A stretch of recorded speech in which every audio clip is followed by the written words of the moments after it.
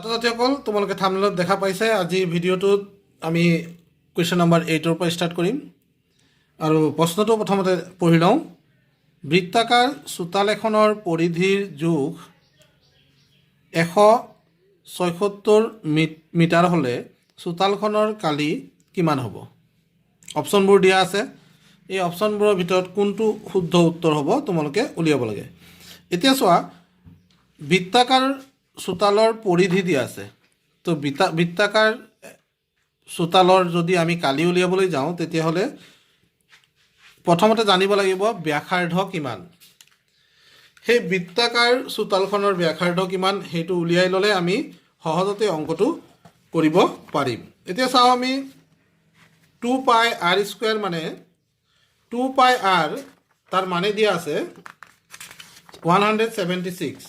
so প্ৰথমতে মই লিখি লম given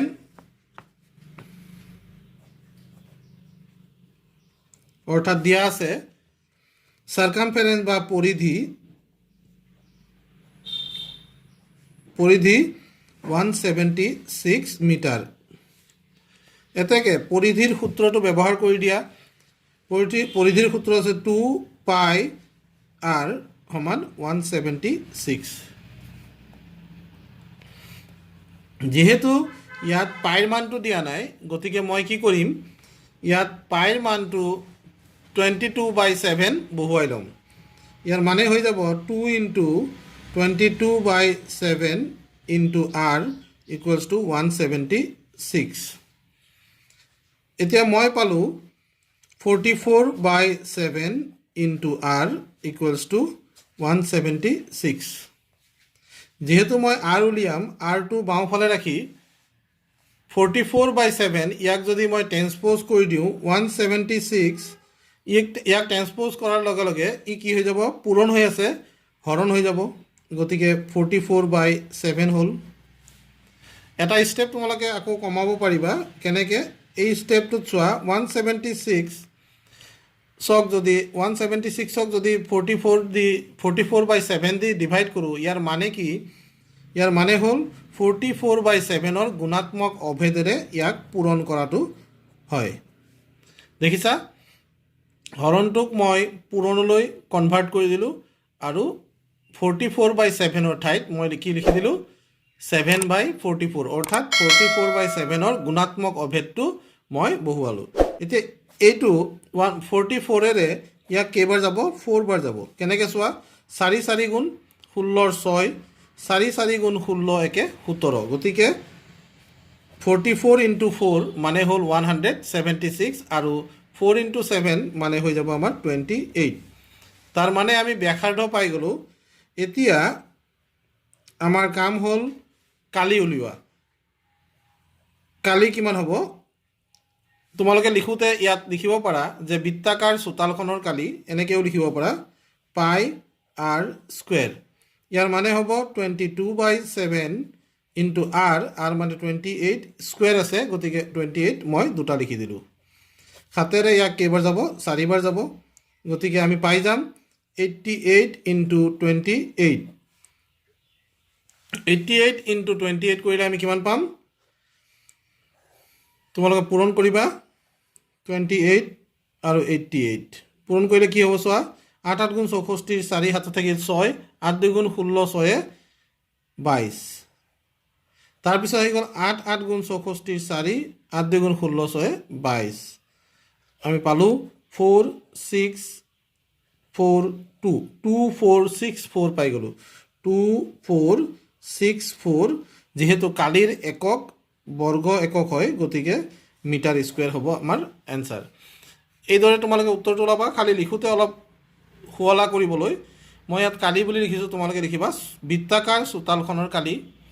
তাৰপিছত এই ইয়াত পৰিধি বুলি লিখিছিলোঁ তোমালোকে লিখিবা বৃত্তাকাৰ চোতালখনৰ পৰিধি এনেকৈ ধুনীয়াকৈ শুৱলাকৈ লিখি ল'বা আৰু ইয়াৰ শুদ্ধ উত্তৰটো ইয়াত দি থোৱা আছিলে অপশ্যন আছে ডি অপশ্যনটোত 2464 বৰ্গমিটাৰ আছে গতিকে সেইটো হ'ব ইয়াৰ শুদ্ধ উত্তৰ কুৱেশ্যন নম্বৰ 9 লৈ যাওঁ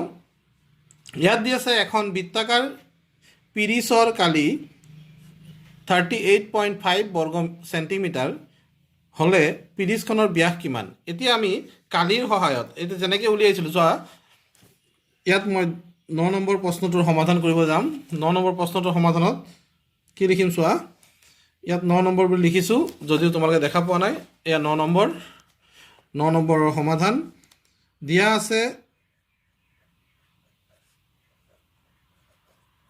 আছে বৃত্তাকাৰ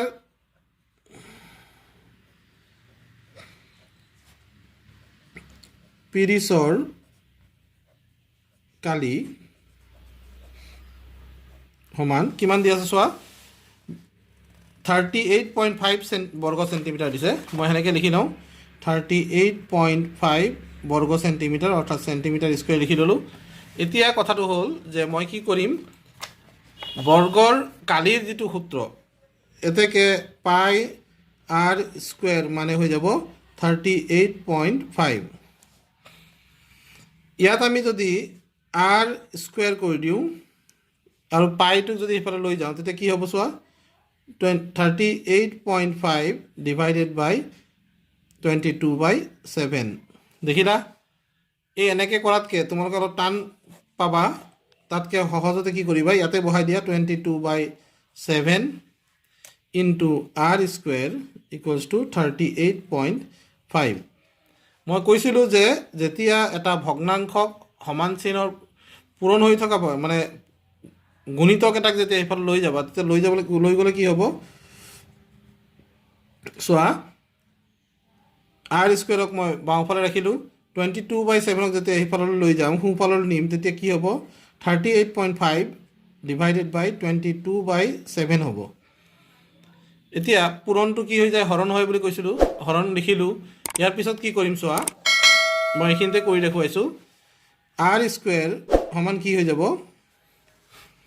38.5 ইয়াক মই 385/10 লিখিব পাৰোঁ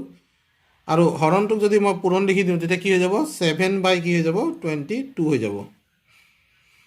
এতিয়া এই সংখ্যাটোক 22 ৰে যদি হৰণ কৰোঁ চোৱা 22 ৰে ইয়াক যাব দুবাৰ 22 ৰে ইয়াক যাব কেইবাৰ 11 ৰে কাটিছোঁ 11 ৰে 22ক গ'ল দুবাৰ 11 ৰে 33 হ'ব 38ক তিনিবাৰ যাব 3 11 33 5 থাকি যাব আৰু কি হ'ব 5 হ'ল এতিয়া যদি মই আকৌ ইয়াত হৰণ কৰোঁ তেতিয়া কি হ'ব চোৱা ইয়াত 5 ৰে ইয়াক যাব 7 বাৰ 5 ৰে ইয়াক যাব দুবাৰ গতিকে কি পাবা চোৱা r স্কয়াৰ মানে পাই যাবা 7 হৰণ 2 চোৱা 7 দুটা আছে 7 দুটাৰ পূৰণ মানে 7ৰ বৰ্গ 2 দুটাৰ পূৰণ মানে 2ৰ বৰ্গ অৰ্থাৎ আমি 7/2 ইয়াৰ বৰ্গ বুলি লিখিব পাৰোঁ অৰ্থাৎ r ইকুৱেলছ আমি লিখিব পাৰোঁ 7/2 চোৱা ব্যাসাৰ্ধ আমি পাই গ'লোঁ 2/7 এতেকে ব্যাস কিমান হ'ব ব্যাস হ'ব ব্যাসাৰ্ধৰ দুগুণ অৰ্থাৎ 2r তাৰ মানে কি পাম 2 × 7/2 অৰ্থাৎ 2 কেনসেল আৰু আমি পাই যাম 7 সেন্টিমিটাৰ ইয়াৰ এনসাৰ এনেধৰণে আমি অংকটো কৰিব পাৰোঁ আশা কৰোঁ তোমালোকে ধৰিব পাৰিছা যদি ধৰিব পৰা নাই আকৌ এবাৰ মই কি কৈছিলোঁ শুনি লোৱা 7 সেন্টিমিটাৰ দিয়া আছে সি অপচনত আৰু এটি হ'ল শুদ্ধ উত্তৰ নেক্সট প্ৰশ্নটো আছে 10 কোৱেশ্চন নম্বৰ 10 টো চোৱা এখন কাঁহীৰ কালি ইমান দিয়া আছে কাঁহীখনৰ পৰিসীমা কিমান এতিয়া চোৱা কাঁহীখন কেনেকুৱা কাঁহীখন কি দিয়া আছে 616 বৰ্গ সেন্টিমিটাৰ কাঁহী এখন কেনেকুৱা থাকে সাধাৰণতে বৃত্তাকাৰ থাকে গতিকে বৃত্তাকাৰ কাঁহী এখনৰ কালি দিয়া আছে 616 বৰ্গ সেন্টিমিটাৰ তো তোমালোকে এইটোৰ সহায়ত সেই বৃত্তাকাৰ কাঁহীখনৰ ব্যাসাৰ্ধ উলিয়াবা ব্যাসাৰ্ধ উলিওৱাৰ পিছত তোমালোকে পৰিসীমা অৰ্থাৎ পৰিধিটো উলিয়াই দিবা তেতিয়া তোমালোকে শুদ্ধ উত্তৰটো পাই যাবে ইয়াৰ পৰা তো আশা কৰোঁ তোমালোকে 10 নম্বৰ অংকটো কৰিব পাৰিবা মই 9 নম্বৰ যেটো অংক কৰিছোঁ সেই 9 নম্বৰ অংকটোৰ সহায়তে তোমালোকে এই অংকটো সমাধান কৰিব পাৰিবা এতিয়া মই 11 নম্বৰ অংকটোলৈ যাওঁ এটা আয়তৰ পৰিসীমা যদি 120 সেন্টিমিটাৰ হয় দিক যদি 40 সেন্টিমিটাৰ হয় তেতিয়াহ'লে আয়তটোৰ কালি কিমান পৰিসীমা দিয়া আছে সো আয়তৰ পৰিসীমা কেনেকৈ উলিয়াই তোমালোকে জানা দিক যোগ প্ৰস্থৰ কি হয় দিগ আৰু প্ৰস্থৰ যোগফলৰ কি হয় দুগুণ হয় এতিয়া দিগ আৰু প্ৰস্থৰ যোগফলৰ দুগুণ অৰ্থাৎ 2 into length plus breath equals to 120 দিয়া আছে তোমাক এতিয়া যদি দুইটোক মই সমান চিনৰ সোঁফাললৈ লৈ যাওঁ তেতিয়া ইয়াত থাকি যাব length plus breath equals to 120 হৰণ 2 তাৰে ভিতৰত দিগ আৰু প্ৰস্থৰ ভিতৰত দিগটো দিয়া আছে 40 এলৰ ঠাইত মই লিখি দিব পাৰোঁ 40 প্লাস বি ইকুয়ালস টু 60 হৈ গ'ল 120ক 2 ৰে হৰণ কৰিলে 60 পাই গলা বি ইকুয়ালস টু কি হ'ব 60 মাইনাস 40 ইকুয়ালস টু 20 হ'ব এতেকে প্ৰস্থ আমি পাই গলো এতিয়া চোৱা দিগ আৰু প্ৰস্থ দুইটাই পাই যোৱাৰ পিছত আমি কি কৰিম কালি উলিয়াম কালি কেনেকৈ উলিয়াই দিগ পূৰণ প্ৰস্থ কৰি কালি পোৱা যায় চোৱা দিগ আছিল কিমান 40 আৰু প্ৰস্থ আছিল প্ৰস্থ পাইছো আমি 20 গতিকে আমাৰ উত্তৰটো কি হ'ব 4 দুগুণ 8 অৰ্থাৎ 800 বৰ্গ একক হ'ব বৰ্গ কি সি দিয়া আছে সেন্টিমিটাৰ দিয়া আছে গতিকে বৰ্গ সেন্টিমিটাৰ হ'ব বৰ্গ সেন্টিমিটাৰ এই ধৰণে আমি উত্তৰটো কৰিব লাগিব চোৱা নেক্সট প্ৰশ্নটো আছে এটা কোঠা এটাৰ এখন বেৰৰ জোখ 4.5 মিটাৰ পূৰণ 3.6 মিটাৰ পূৰণ আৰু 2 মিটাৰ পূৰণ 2 মিটাৰ জোখৰ দুৱাৰৰ বাবে বেৰখনৰ কিছু ঠাই এৰি গৈছে ৰং লগাবৰ বাবে বেৰখনৰ কালি জোখ ওলোৱা এখন বেৰৰ জোখ দিয়া আছে আৰু বেৰখনত কি আছে তোমাৰ এখন দুৱাৰ আছে তো চোৱা বেৰখনৰ কালি কিমান হ'ব 4.5 পূৰণ 3.6 4.5 পূৰণ 3.6 যেতিয়া কৰিম 6 5 গুণ 30 ৰ 0 হাতত থাকিল 3 6 4 গুণ 24 3 এ 27 3 5 গুণ 15 ৰ 5 হাতত থাকিল 1 3 4 গুণ 12 একে 13 গতিকে আমি পাই যাম 0 2 6 1 দশমিক স্থান দুটা হৈ যাব 16.20 আমি পাই গলো তাৰ পিছত চোৱা যিখন দুৱাৰ আছে দুৱাৰখনৰ জোখ দিয়া আছে 2 মিটাৰ পূৰণ 1 মিটাৰ গতিকে দুৱাৰখনৰ কালি হ'ব দুৱাৰখনৰ কালি হৈ যাব 2 পূৰণ 1 সমান 1 2 পূৰণ 1 সমান 2 মিটাৰ হ'ব 2 বৰ্গ মিটাৰ হ'ব দুৱাৰখনৰ কালি ইয়াৰ পৰা 2 মিটাৰ বাদ দিয়াৰ লগে লগে 14.20 বৰ্গ মিটাৰ হ'ব ৰং লগাবলগীয়া বেৰখনৰ কালি 14.20 বৰ্গ মিটাৰ ইয়াৰ উত্তৰ ওলাব তো চোৱা মই এইখিনিতো অপশ্যন দিয়া নাই তথাপি মই কেনেকৈ কৰিম চোৱা প্ৰথমতে এই অংকটো কৰোঁতে কি কৰিবা 11 নম্বৰ প্ৰশ্ন নহয় 12 নম্বৰ প্ৰশ্ন 12 নম্বৰ প্ৰশ্নটোৰ উত্তৰ এইটো 12 নম্বৰ প্ৰশ্নটো কৰোঁতে আমি কি কৰিম চোৱা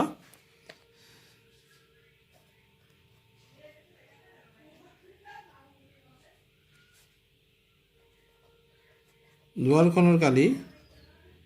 সমান দিগ পূৰণ প্ৰস্থ অৰ্থাৎ 2 পূৰণ 1 সমান 2 বৰ্গ মিটাৰ তাৰপিছত আহি গ'ল বেৰখনৰ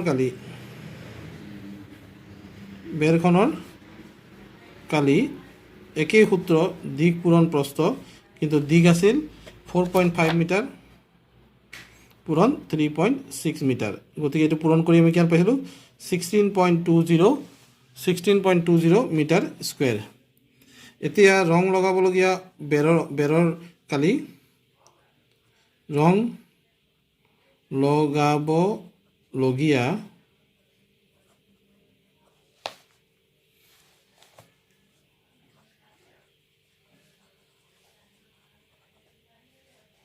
অংশৰ কালি কিমান হ'ব 16.20 মাইনাছ 2 মিটাৰ স্কুৱেৰ এতিয়া ইয়াৰ আনসাৰ পাইছোঁ 14.20 মিটাৰ স্কুৱেৰ এইটো হ'ব ইয়াৰ আনসাৰ এনেকৈ তোমালোকে লিখি ল'ব পাৰা ছাত্ৰ ছাত্ৰীসকল এই আছিল আজিৰ আলোচ্য বিষয়বস্তু 13 নম্বৰৰ পৰা পৰৱৰ্তী ভিডিঅ'ত মই দিয়াৰ চেষ্টা কৰিম তো ছাত্ৰ ছাত্ৰীসকল যিখিনি তোমালোকে পাৰা সেইখিনি নিজে কৰিবলৈও চেষ্টা কৰিবা নোৱাৰাখিনিহে চাবলৈ কাৰণে আহিবা ইয়াত গোটেইখিনি চোৱাৰ প্ৰয়োজন নাই ভিডিঅ'টো চোৱাৰ বাবে সকলোকে ধন্যবাদ জনাই আজি ভিডিঅ'টো ইয়াতে সামৰিছোঁ